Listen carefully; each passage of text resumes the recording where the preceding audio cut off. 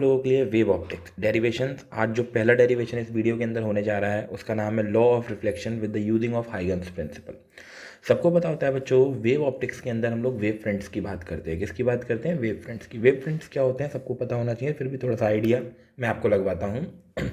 जैसे मान लीजिए कोई एक पॉइंट सोर्स है, आप देखेंगे पॉइंट सोर्स में कुछ इस तरीके से आपको सर्कुलर क्या दिखाई देंगे? वेव फ्रंट्स दिखाई देंगे। ठीक है, इनको हम लोग वेव फ्रंट बोलते हैं। अब ये वेव फ्रंट जो होते हैं ये वेव की वजह से बनते हैं। एक्चुअल में क्या होता है कि एक पॉइंट लेते हैं और यहाँ से हमारे इस तरीके से क्या निकलनी शुरू होती हैं? वेव्स निकलनी शुरू होती हैं। ठीक है बच्चा, इस तरीके से जब बेटा वेव निकलना शुरू होती हैं तो आप एक चीज़ नोटिस करोगे कि इसमें ट्रफ पार्ट, ये ऊपर वाला जो होता है वो क्रस्ट होता है, ये क्रस्ट और ये क्रस्ट, तो ये मिल करके एक सर्कुलर बनाते हैं। ऐसे फिर ट्रफ ट्रफ ट्रफ ट्रफ मिल करके एक सर्कुलर बनाते हैं। इस तरीके से एंड सो ऑन तक क्या बनते हैं बच्चा जी? वेव फ्रंट्स बनते हैं। ठीक है, तो जो रेज होती हैं रेज जनरली बच्चा इस पर 90 डिग्री पे आती हैं। कितने डिग्री पे आती हैं? 90 डिग्री पे, हमेशा ध्यान रखना। ठीक है, जितनी भी रेज होंगी वो सारी की सारी 90 डिग्री पर होती हैं वेव फ्रंट पर। ये चीज़ आपको ध्यान रखना है। ठीक है जी, तो हम लोग आज शुरू करते हैं हाइगन्स प्रिंसिपल। बहुत अच्छे से वीडियो को जरूर वॉच कीजिएगा, पूरी वीडियो वॉच कीजिएगा, क्योंकि बगैर वीडियो देखे काम नहीं चलेगा। ठीक है, तो अच्छे से इसको हम आपका प्रूफ करवाते हैं। देखो, सबसे पहली चीज़ की हम अगर बात करें तो लॉ ऑफ रिफ्लेक्शन प्रूफ करना है, इसलिए उसके लिए एक सरफेस चाहिए। तो ये हमने एक सरफेस दे लिया विच इज़ ऑपेक सरफेस। ये एक ऑपेक सरफेस है, आप लोग को पता होना चाहिए। ऑपेक सरफेस का मतलब ये हो गया कि यहाँ से लाइट जो है वो रिफ्लेक्ट होगी। बहुत बढ़िया बात। अब हमको हाइगन्स प्रिंसिपल के थ्रू फॉलो करना है, तो सबसे पहले हम लोग यहाँ पर इंसिडेंट रे गिराएंगे। अगर हम इंसिडेंट रे की बात करें तो पहली रे इस तरीके से गिरेगी विच इज़ फर्स्ट रे, इसको हमने ए मान लिया। जाहिर सी बात है वो यहाँ से क्या होगी? रिफ्लेक्ट बैक होगी, तो ये जा करके ये रिफ्लेक्ट बैक होगी। बहुत बढ़िया बात, इसको हमने ए डैश मान लिया। ठीक है जी, एक दूसरी रे की रिक्वायरमेंट रहेगी, वो हमारी कुछ इस तरीके से आई और इस तरीके से टकराने के बाद दिस इज़ बी, और टकराने के बाद क्या हो गई? यहाँ से इस तरीके से वापस निकल गई। ठीक है, तो दिस इज बी डैश। मान लिया मेरे बच्चे अपना ये जो पोर्शन है दिस इज ओ, और ये वाला जो पोर्शन है दिस इज ओ डैश। कोई दिक्कत वाली बात नहीं है, बहुत बढ़िया बात। ठीक है, आपको पता है यहाँ से नॉर्मल गिरने हैं। क्या गिरने हैं? नॉर्मल कैसे गिरते हैं जरा ध्यान से देखिएगा। वैसे तो सबको पता रहता है, लेकिन फिर भी मैं बता देता हूँ। यहाँ से एक नॉर्मल गिरेगा, ठीक है, और यहाँ से एक नॉर्मल गिरेगा।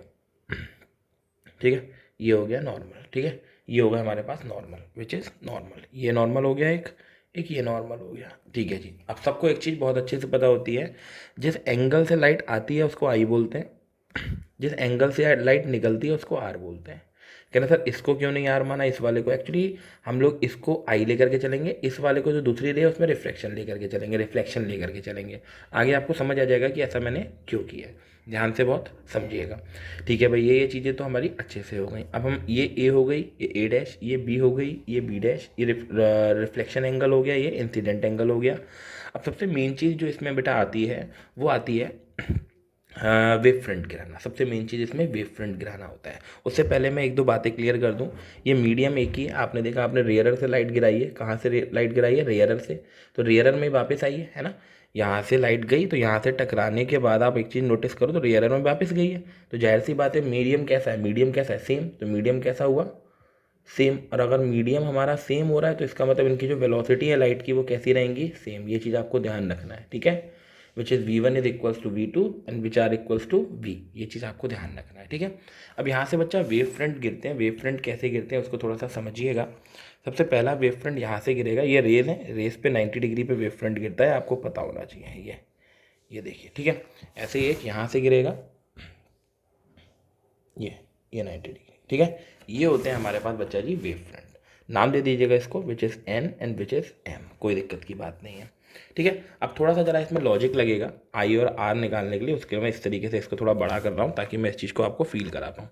देखो बच्चा, ये नॉर्मल है विच इज़ नॉर्मल को यहाँ पे हमने एन डैश से नाम दे दिया। ये नॉर्मल है। आपको पता है नॉर्मल कितना एंगल बनाता है? नॉर्मल बनाता है 90 डिग्री का, है ना। सबसे पहली चीज़ आप ये देखो, ये 90 है, ये वाली लाइन और ये वाली लाइन पैरेलल है ना। तो ये 90, तो ये पूरा 90, ये पूरा 90। ठीक है, अब ये एंगल आई है हमारे पास, तो ये वाला एंगल कितना बचा जरा थोड़ा सोचिएगा, विच इज़ 90 माइनस आई। कोई दिक्कत नहीं। अब आपको पता है ये नॉर्मल है, ये नॉर्मल है हमारे पास, तो ये वाला एंगल कितने डिग्री का हो गया, ये वाला एंगल पूरा कितने डिग्री का हो गया 90। हमको निकालना ये वाला एंगल है, ये वाला, ध्यान से देखिएगा, ये चीज़ बस समझने वाली चीज़ है। तो क्या करेंगे, इस 90 में से माइनस कर देंगे 90 माइनस आई। तो आप एक चीज़ नोटिस करोगे बच्चे, 90 माइनस 90 प्लस का कितना आई, 90 से 90 कट गया, यानी कि ये वाला जो एंगल आया वो कितना आ गया, एंगल आई, कोई दिक्कत तो नहीं। यानी कि ये जो एंगल बचा हमारे पास, ये रिमेनिंग एंगल कितने डिग्री आ गया 90। सेम चीज़ आप एक चीज़ नोटिस करोगे तो ये वाला एंगल भी कितना आ जाएगा आर, है ना जी, ये एंगल कितना आ जाएगा आर, क्योंकि सेम चीज़ है।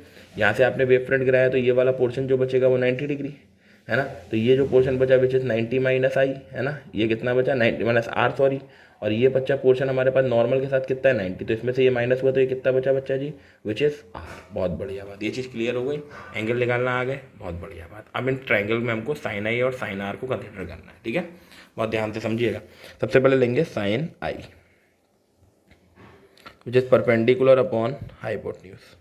अब आप परपेंडिकुलर को देखो, अगर आई वाला लिया तो आई ये है, एंगल के जस्ट सामने वाला perpendicular which is N O dash, है ना, N O dash upon H, 90 के जस्ट सामने वाला which is O O dash, O O dash. Equation कौन सी हो गई, ऐसी साइन आर ले लो, इसके अंदर साइन आर लोगे, अगेन परपेंडिकुलर अपॉन हाइपोटेन्यूज, ये एंगल है हमारे पास, ये एंगल इसके जस्ट सामने वाला विच इज़ एम ओ, है ना, एम ओ अपॉन हाइपोटेन्यूज की अगर आप बात करते हो तो हाइपोटेन्यूज इसके जस्ट सामने वाला which is O O dash. एक क्वेश्चन कौन सी हो गई, सेकंड।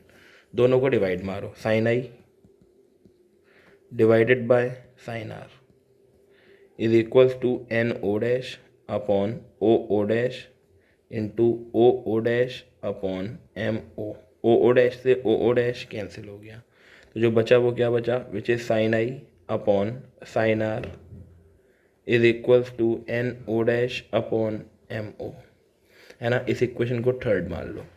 अब मैं इस चीज़ को इक्वल करके दिखाऊंगा आप लोग को कैसे, बस अब जरा ये समझना है आप लोग को। देखो आप ध्यान से देखो, जब ये वाली लाइट यहाँ आ रही थी, इसके बराबर ये वाली लाइट यहाँ तक आ रही थी। अब एक चीज़ नोटिस करो, ये वाला जो टाइम है, इस लाइट ने यहाँ से लेके यहाँ तक ट्रेवल होने में कुछ टाइम एक्स्ट्रा लिया है, उस टाइम को हमने कितना मान लिया, विच इज़ T1, ठीक है।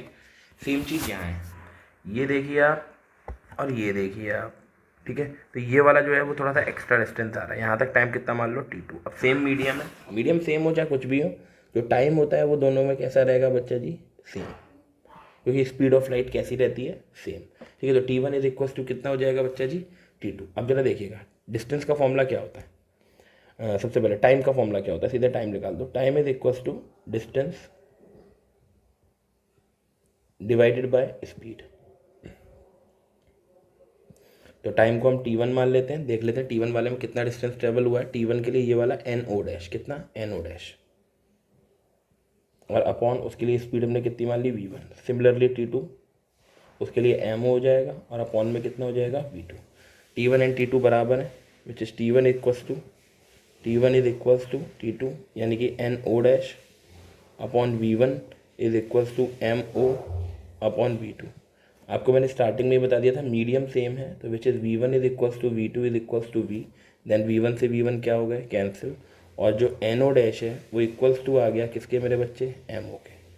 जो एन ओ डैश है which is equals to M O, इसका मतलब हम यहाँ पे लिख सकते हैं sine I upon sine R is equals to N O dash, और इसकी जगह भी लिख सकते हैं N O dash. N O dash से एन ओ डैश कैंसिल हो गया, तो sine I upon sine R is equals to कितना आ गया 1, cross multiply sine I is equals to sign are, sine से sine cancel, angle I is equals to किसके आ गया, एंगल आर। यही हमारा होता है which is law of reflection.